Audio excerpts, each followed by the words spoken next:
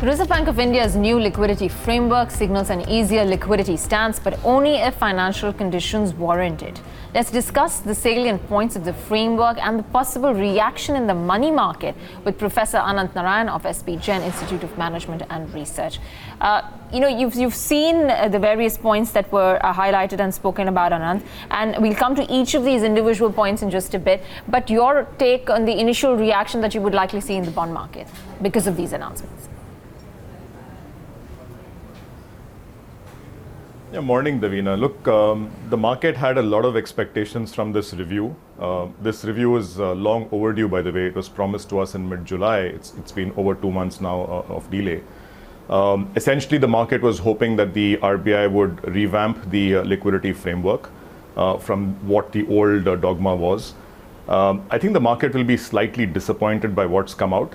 In many ways, the report seems to reflect the tension between the old RBI and the new RBI. The old RBI is digging its heels and kind of trying to stick on to the old framework.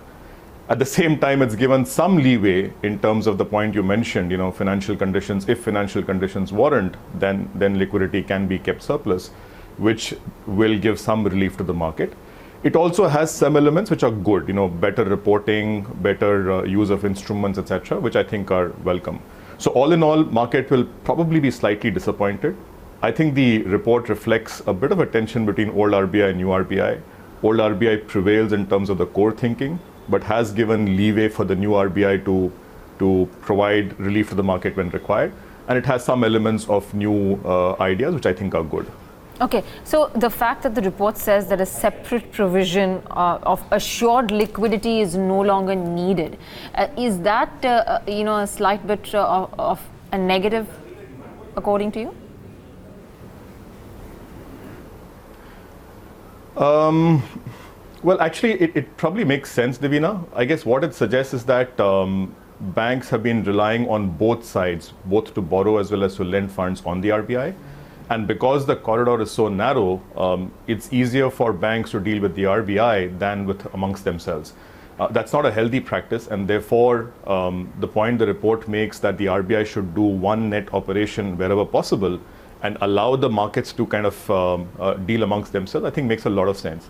I'll tell you where the market will be disappointed with this report.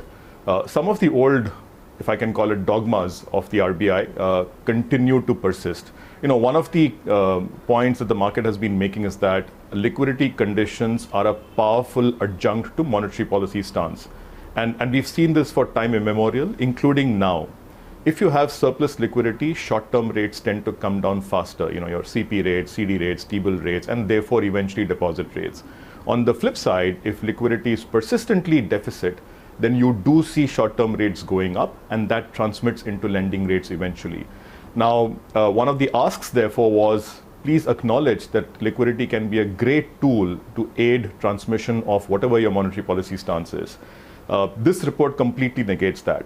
It continues with the old point that, listen, liquidity is different, your monetary policy stance is different, and by the way, we want to continue with the default mode of keeping liquidity generally in deficit. It says 0.25 to 0.5% of NDTL, wherever possible, and keeping the repo rate as the operational rate.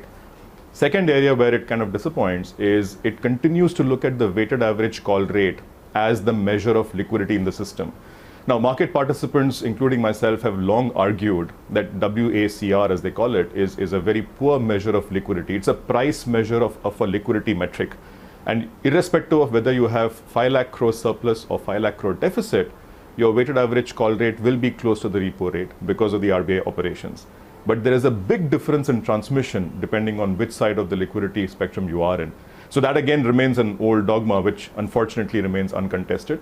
All of this would have been very disappointing for the market, except for the leeway that you rightly pointed out. If financial conditions so allow, RBI is now allowed to have a surplus liquidity, which the market will read as saying, okay, fine, under the current conditions, the governor has repeatedly assured us he will give us liquidity, and therefore that trend will continue.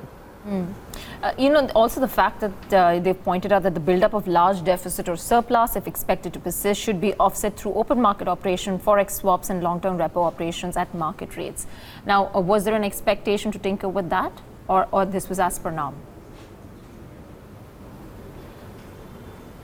Couple of points there, Devina. Look, one expectation was that if the framework allowed for consistent liquidity surpluses, particularly as a means to transmit lower rates into the system, as it's doing right now, that would have given far more leeway for the RBI to conduct open market operation purchases of bonds. Remember, at the moment, by and large, liquidity has been in surplus since 1st of June. Now, under liquidity surplus conditions, the RBI will struggle to find a rationale for conducting open market operation purchases of bonds. And whether it's right or wrong, bond markets would like the RBI to purchase those bonds, particularly given the fiscal fears around the government, etc. Now, because the RBI, the policy is not very clear about systemic surpluses, it isn't very clear if OMOs can follow automatically. I think it still might happen eventually, but it isn't entirely justified by this framework. Second point to note is where I agree with the report. The report points out that large open market operations can distort the bond curve. Now, this is something the bond markets will not like to hear, but last year, between July 2018 and June 2019, the RBI purchased 3.5 lakh crore of bonds in the open market operations. That's a massive size, Devina. That's a significant portion of the net borrowing program of the government of India. Now, that obviously impacts bond prices, whether we like it or not. So when RBI says now in this liquidity framework that it should consider long-term repos as an alternative to open market operations, if that recommendation is followed through, we might actually see a reduction in the open market operations conducted and more of term repos being conducted. This will not be good news for bond markets, but personally, I think that is very, very sensible. You should conduct liquidity operations with minimal impact on other markets, or if you do want the impact, then be cognizant about it and say so, upfront. 3.5 lakh crores of open market operations purely for liquidity, ignoring the impact of bond markets, I think is not the right way to go. So what is the current situation as we stand today? In the last two monetary policies, we've heard the governor talk about daily liquidity surplus, and it's not a small amount. So it seems like we're in a stable liquidity situation, but yet we've over the last few weeks seen the bond yield steepen a lot. Do you feel that, come 4th of October, when we do hear the RBI governor talk again, it could have a material impact on what he has to say?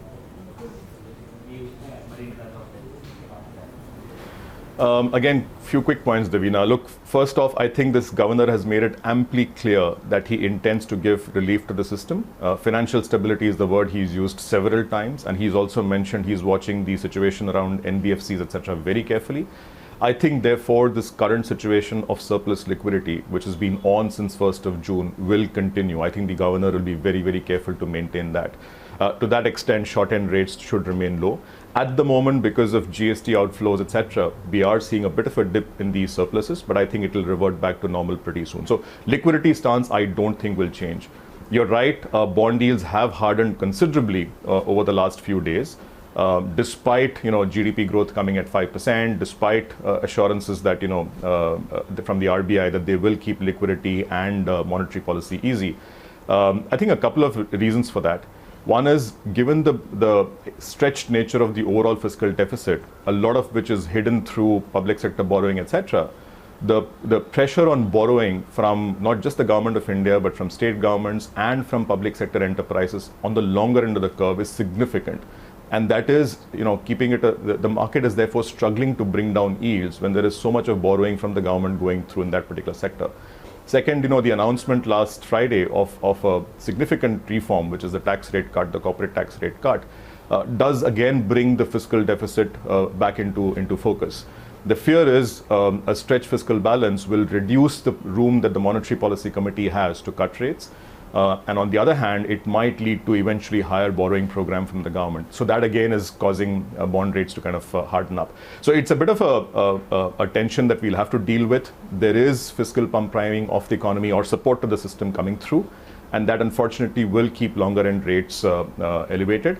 I do think, though, that the MPC will continue with rate cuts. Personally, I expect a 25 basis point rate cut on October 4th. I think the RBI remains very keen that the system be supported, particularly as the financial services ecosystem is largely fragile right now. Okay, a quick comment then on what your expectation is with regards to the rate cut this time around. So Devina, look, if you'd asked me last Thursday, I would have said 50 basis points rate cut. This was before the big tax cut announced by the government of India. After Friday, I think we're down now to 25 basis points of rate cut. I still think there are members in the MPC who would be keen on providing larger rate cuts.